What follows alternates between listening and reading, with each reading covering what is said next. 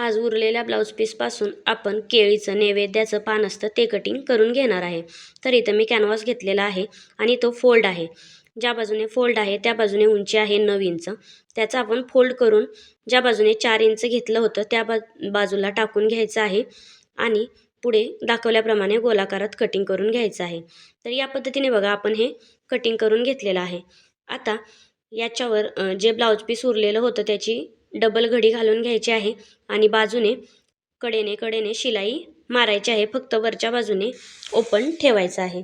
तर इथं बघा मी शिलाई मारून एक्स्ट्राचा कपडा कट करून थोडे कट देऊन हा कपडा आहे तो उलटवून घेतलेला आहे. तर या पद्धतीने बघा हे झालेलं आहे. याच्यावर दाबटीपसुद्धा दिलेली आहे.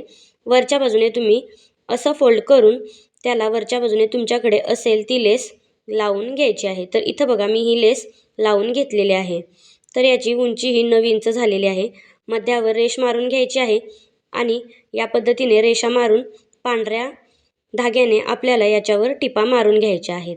तर बघा दुसऱ्या बाजूने अशी लेस लावून तुम्ही हे केळीचे नैवेद्याचं पान आहे ते तयार करू शकता. तर तुम्ही सुद्धा हे ब्लाऊज पीसच्या उरलेल्या कपड्यातून तयार करा.